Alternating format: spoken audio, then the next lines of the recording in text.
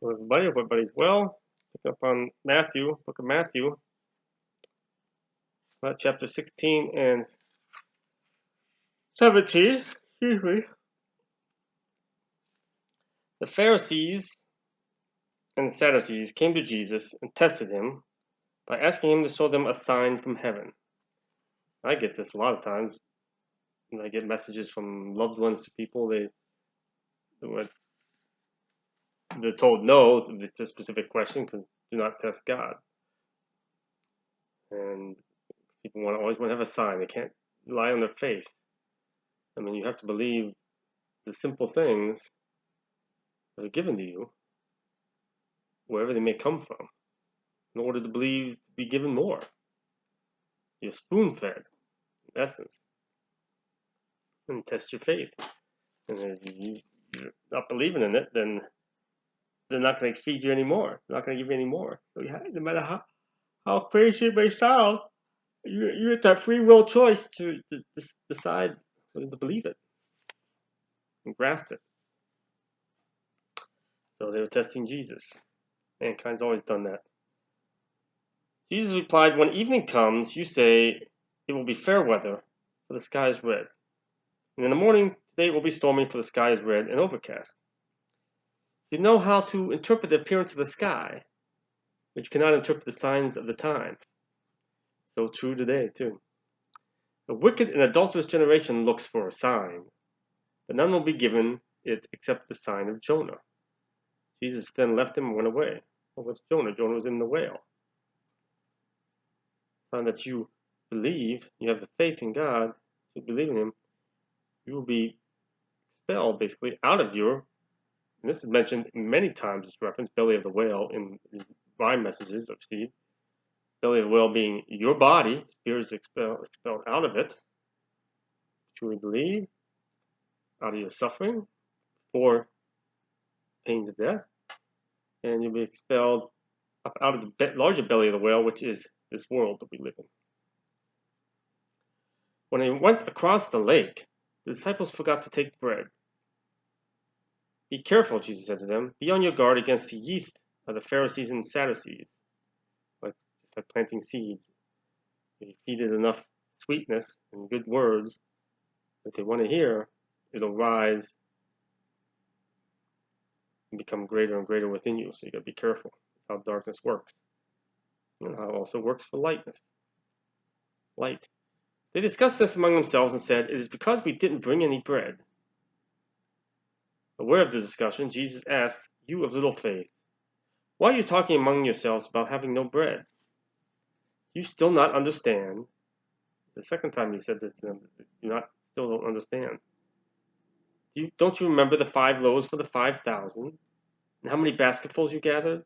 Or the 7 loaves for the 4,000? And how many basketfuls you gathered? How is it you don't understand that I was not talking to you about bread? But be on your guard against the yeast of the Pharisees and Sadducees. Then they understood that he was not telling them to guard against the yeast used in bread, but against the teaching of the Pharisees and Sadducees. See, I get it. I see that. But a lot of people don't. You can't. He spoke in parables and metaphors for 2 reasons. One, to make it easier to understand. And also for 2, so that those who had the eyes to see and ears to hear could see and hear what he's really saying. So I use metaphors a lot, analogies, to help get the point across in a similar manner. The more you grow in his light, the easier it is to understand. But you have to start to understand the first few morsels of bread that you were given. When Jesus came to the region of Caesarea Philippi, he asked his disciples, "Who do people say the Son of Man is?" They replied, "Some say John the Baptist, others say Elijah, and still others Jeremiah or one of the prophets." "But what about you?" he asked. "Who do you say I am?" Simon Peter answered, "You are the Messiah, the Son of the living God." Still debatable by a lot of people around the world. Jesus replied, "Blessed are you, Simon, son of Jonah." He was the son of Jonah. Came up out of Jonah. Interesting. Importance of Peter. But this was not revealed to you by flesh and blood, but by through the Holy Spirit. And I tell you that you are Peter, and on this rock I will build my church, and the gates of Hades will not overcome it. I will give you the keys of the kingdom.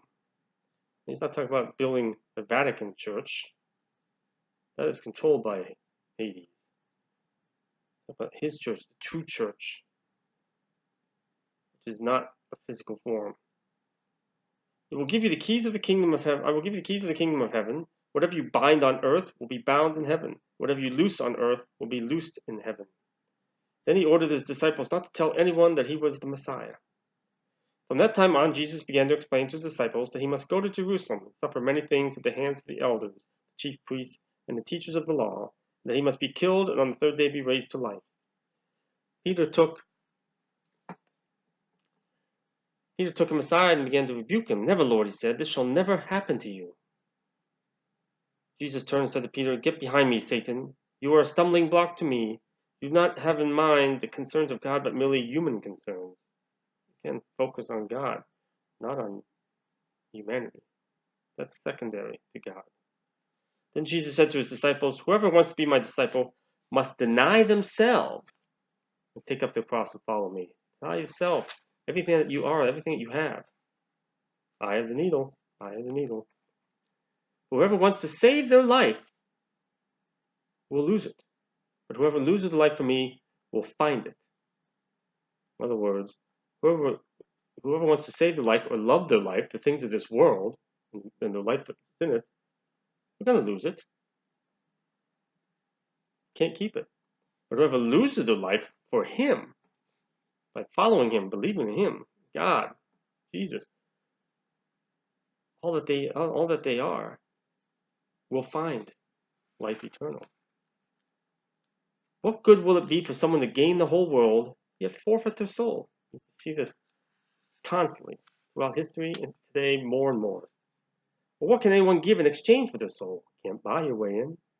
The Son of Man is going to come in his Father's glory with his angels, and then he will reward each person according to what they have done.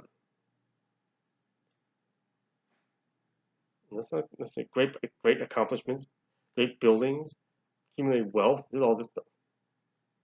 Again, humility. What all they have done, according to what they have done in service to the Lord. Truly I tell you, some who are standing here will not taste death before they see the Son of Man coming in his kingdom. Others will not taste death.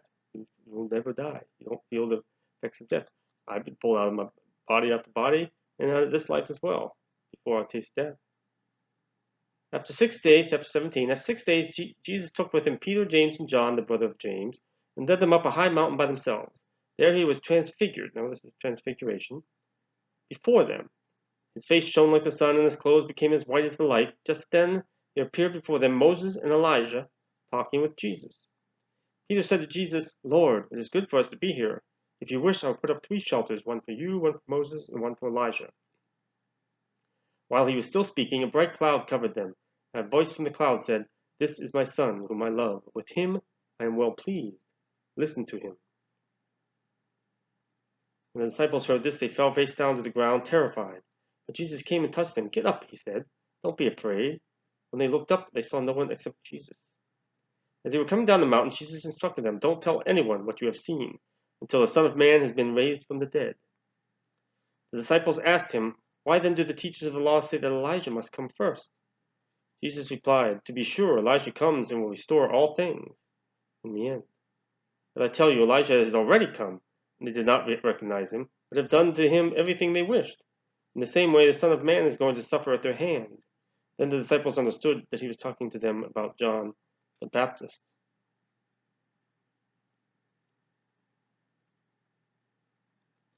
And that is true. He was Elijah again, as mentioned in Revelations. That began long ago then. And we've been living in these dark times. As they approach to be the final thirds. Which led up to what we are in now, which is the beginning of Revelations. Again, as I said, Revelations is not what people think it's going to be. Revelations is the most symbolic, metaphorical, allegorical book in the Bible. And what people see, again, people see things and think from a physical world perspective. Yeah, there will be things visible. Things are going to happen. You have to think the spiritual perspective first. When they came to the crowd, the man approached Jesus and knelt before him. Lord, have mercy on my son, he said. He has seizures and is suffering greatly. He often falls into the fire or into the water. I brought him to your disciples, but they could not heal him. You unbelieving and perverse generation, Jesus replied, how long shall I stay with you? And he was getting frustrated too. How long shall I put up with you? Bring the boy here to me. Jesus rebuked the demon, and it came out of the boy, and he was healed at that moment. Then the disciples came to Jesus in private and asked, why couldn't we drive it out? He replied, because you have so little faith. Truly I tell you, if you have faith as small as a mustard seed, you can say to this mountain, move from here to there, and it will move. Nothing will be impossible for you. Again, how do you move a mountain? By faith. Well, trust and believe that you can move that mountain, conquer that mountain. Step by step. How do you climb a mountain? Step by step. Anybody who's hiked in the mountains, step by step, knows this. So once you step by step climb that mountain, and you're going down the other side, you in essence have moved that mountain from ahead of you to behind you. So conquer any mountain, something insurmountable,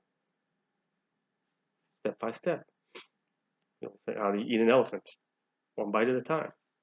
Whenever you see this hardship, this big insurmountable thing ahead of you, don't dwell on it, don't fear it, don't worry it. That's the future. Trust in God. Just pursue it, a little bit at a time. Or any other kind of problem, whether it's something in your relationships, something in home, something in life, something in work, task or something. Break it down. Just take one little bit at a time. And then that mountain gets smaller and smaller. When they came together in Galilee, he said to them, the Son of Man is going to be delivered into the hands of men. They will kill him, and on the third day he will be raised to life. And the disciples were filled with grief. After Jesus and his disciples arrived in Capernaum, the collectors of the 2 drachma temple tax came to Peter and asked, doesn't your teacher pay the temple tax? Yes, he does, he replied. When Peter came into the house, Jesus was the first to speak. What do you think, Simon? He asked. From whom do the kings of the earth collect duty and taxes? From their own children or from others? From others, Peter answered. Then the children are exempt, Jesus said to him. But so that we may not cause offense, go to the lake and throw out your line. Take the first fish you catch, open its mouth, and you will find a 4 drachma coin. Take it and give it to them for tax in yours, for my tax and yours.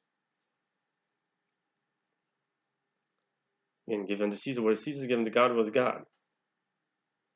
Right there, God can make money. He can make all the money he wants. He doesn't need your money. He wants your burdens, your fears, your doubts, your worries, your pain, your sorrow, your love, your attention, your respect, your time, your energy. That's the tithe he wants. On that, chapter 18, we'll pick up that next. Word of the Lord, praise God, hallelujah. So again, everything, a lot in these Gospels, but not what it appears to be. You have to look, ask for that discernment when you read anything in the Bible, the Quran, the Torah, whatever. You can't take things literally. You have to ask for discernment. See things from a spiritual perspective, not from the physical world perspective. Physical world perspective is for Caesar. God is the spiritual. Hope that helped everybody in some way, shape, or form. Until next time, peace of Christ. God bless.